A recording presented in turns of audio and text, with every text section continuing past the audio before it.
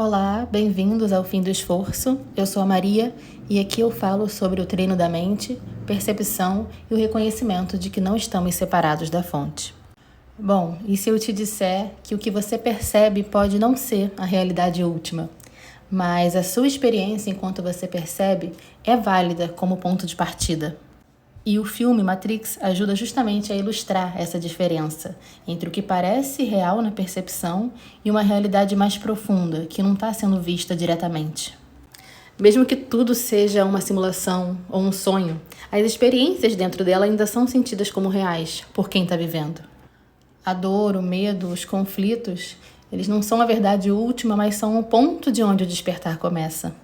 E o que parece real pode não ser o que é, mas é exatamente daí que eu começo a olhar.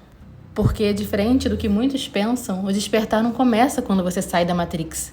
Começa quando você para de negar o que está vendo e também para de chamar isso de verdade absoluta. Nos caminhos do autoconhecimento, especialmente quando a gente toca em ensinamentos como os de um curso Milagres, não dualidade, ou em mestres como Krishnamurti, por exemplo, existe uma armadilha muito comum, que é de tentar pular a experiência em nome da verdade. E isso não é um problema de ensinamento, mas é uma tendência da mente quando ela entra em contato com qualquer verdade profunda.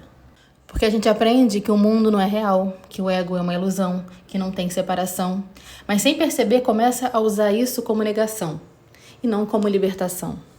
Como se sentir tristeza fosse um erro, como se a irritação fosse um desvio, como se qualquer desconforto fosse sinal de que eu ainda não entendi, não estou pronto, não sou bom.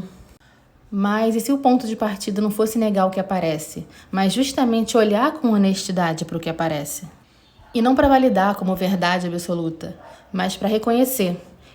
É isso que está sendo percebido agora. E existe uma diferença importante entre estar identificado com a experiência e estar disponível para perceber a experiência. Quando a gente está identificado, a experiência nos define. Estou irritada, então tem algo errado. Fui atacado, então preciso me defender. Não me sinto em casa no mundo, então estou sozinha. Já quando a gente tenta negar, fazendo o movimento oposto, a gente diz, isso não é real, eu não devia me sentir assim, preciso voltar para a paz. Mas os dois movimentos ainda giram em torno da mesma coisa, a tentativa de controlar a experiência. E o descanso não está em acreditar nem em negar. O descanso está em permitir que a experiência exista, sem dar para ela o lugar de verdade. E isso muda tudo, porque nesse lugar você pode perceber que a irritação aparece, mas ela não te define. O julgamento surge, mas não precisa ser seguido. A tristeza vem, mas ela não prova separação. E talvez o mais desconcertante seja que você pode continuar sendo profundamente honesto com o que sente, sem transformar isso em identidade. E aqui pede uma maturidade espiritual que não tem nada a ver com parecer evoluído. Tem mais a ver com isso aqui. Não fugir do que aparece e, ao mesmo tempo, não se perder nisso. É como deixar de chamar a pequenez de casa.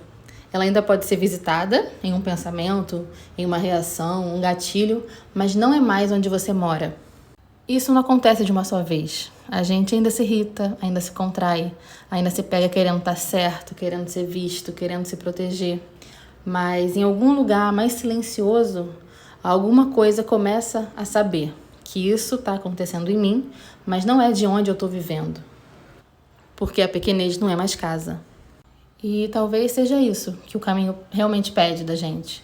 Não perfeição, não transcendência imediata, não uma paz constante, mas uma disponibilidade radical para ver, sem usar o que a gente vê como prova de separação.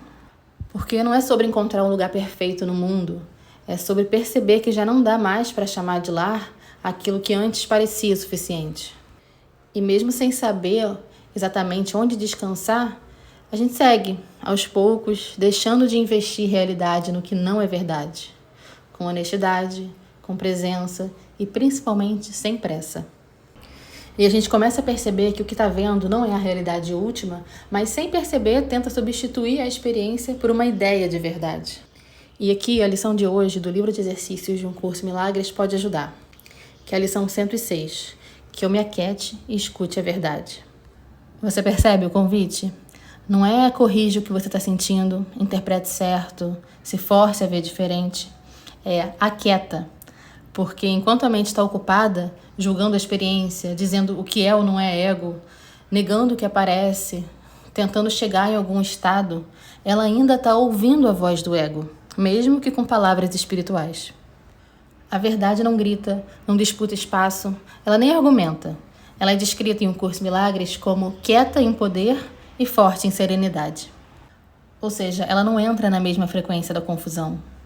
Você não descansa na grandeza de Deus depois que resolve as suas percepções. Você descansa quando para de dar para elas o controle absoluto da sua atenção. E essa lição ela também fala de uma coisa que conversa muito com o que eu vivi ontem. Se não aceitares as suas dádivas mesquinhas, ela convida. E isso é muito direto. As dádivas mesquinhas podem ser, por exemplo, estar certa numa discussão, se defender de um ataque, provar um ponto espiritual, ou até sustentar uma identidade de quem vê mais, vê além. E nada disso é condenado, mas é visto como pouco, mesquinho, porque não entrega o que eu realmente quero. E aí vem a parte mais bonita e mais desafiadora da lição. Hoje, prepara-te para milagres. E dentro desse contexto, o milagre não é algo extraordinário. É uma mudança de percepção que acontece quando você sai do barulho e permite que uma outra leitura possa surgir. E obrigada por escutar até aqui. O Fim do Esforço está no Spotify e no YouTube, caso você queira seguir ouvindo os outros episódios. E eu também compartilho reflexões no Instagram, @O Fim do Esforço Podcast. Lembrando que tudo isso nasce do meu treino da mente com o livro Um Curso em Milagres. Um beijo e até o próximo episódio.